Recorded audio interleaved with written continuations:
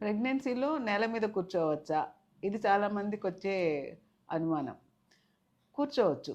మీకు ఫిట్‌నెస్ ఉండి చక్కగా కూర్చొని లేవగలిగితే మొదటి 3, 4 మంత్స్ పెద్ద ప్రాబ్లమ్ ఉండకపోవచ్చు. ప్రెగ్నెన్సీ అడ్వాన్స్ అయ్యే కొద్దీ కూడా నేల మీద నుంచి కూర్చొని లేవడానికి కొంచెం ఇబ్బంది పడొచ్చు.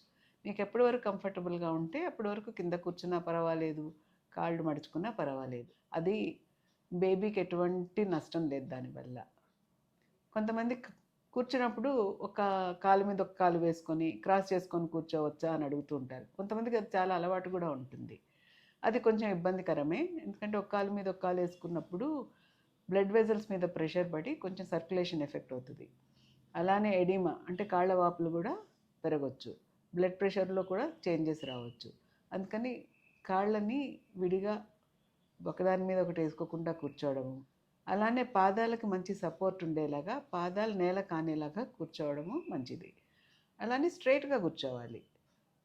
వీపు ఎప్పుడు స్ట్రైట్గా ఉండాలి. కుర్చీలో కూర్చున్నప్పుడు చిన్న పిల్లో పెట్టుకొని వెనక సపోర్ట్ తీసుకోవాలి. దీనివల్ల ఏంటంటే బ్యాక్ పెయిన్ రాకుండా ఉంటుంది. ఎక్కువసేపు కుర్చీలో కూర్చొని జాబ్ చేసేవాళ్ళు, కంటిన్యూస్గా సిట్టింగ్ జాబ్ ఉండేవాళ్ళు కూడా అరగంట కంటే ఎక్కువ కంటిన్యూస్గా కూర్చోవడం కూడా మంచిది కాదు. అరగంటకో, ముప్పావు గంటకో ఒకసారి లేసి అటు ఇటు తిరిగి చిన్న చిన్న స్ట్రెచెస్ చేయటం మంచిది.